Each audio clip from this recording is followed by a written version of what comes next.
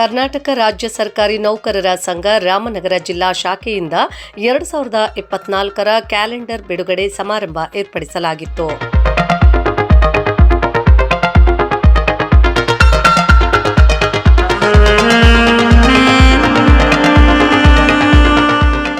ಜಿಲ್ಲಾಧ್ಯಕ್ಷ ಕೆ. ಸತೀಶ್ ಶ್ರಮದಿಂದ ನಡೆದ ಕಾರ್ಯಕ್ರಮವನ್ನು ರಾಮನಗರ ತಹಶೀಲ್ದಾರ್ ತೇಜಸ್ವಿನಿ ಉದ್ಘಾಟನೆ ಮಾಡಿದರು.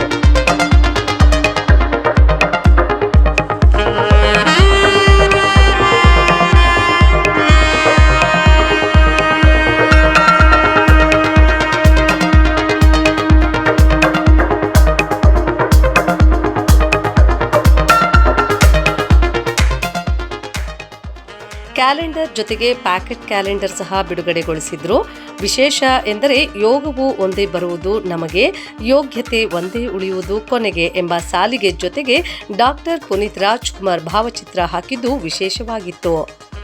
ಕ್ಯಾಲೆಂಡರ್ ಬಿಡುಗಡೆ ಸಮಾರಂಭ ಬಳಿಕ ಜಿಲ್ಲಾಧ್ಯಕ್ಷ ಕೆ. ಸತೀಶ್ ಹೇಳಿದ್ದು ಹೀಗೆ. ಎಲ್ರಿಗೂ ನಮಸ್ಕಾರ.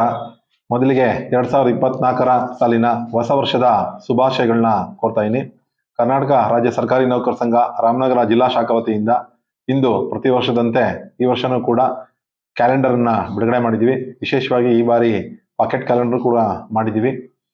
ಏನು ಸರ್ಕಾರಿ ನೌಕರ ಸಂಘ ರಾಮನಗರ ಜಿಲ್ಲಾ ಶಾಖಾ ವತಿಯಿಂದ ನಾವು ಸಮಾಜಮುಖಿ ಕೆಲಸಗಳನ್ನ ಮಾಡೋದ್ರ ಜೊತೆಗೆ ಪ್ರತಿ ವರ್ಷ ಕ್ಯಾಲೆಂಡರ್ ವಿತರಣೆ ಕಾರ್ಯಕ್ರಮ ಕೂಡ ನಾವು ನೌಕರರಿಗೋಸ್ಕರ ಹಮ್ಮಿಕೊಳ್ತಾ ಇದ್ದೀವಿ.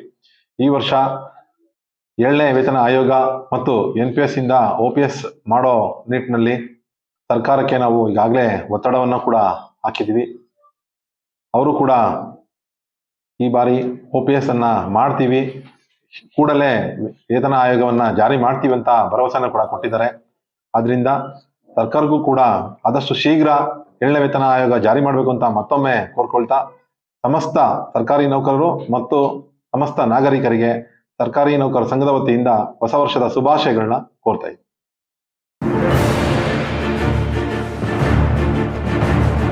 ನ್ಯೂಸ್ 42 ಕನ್ನಡ.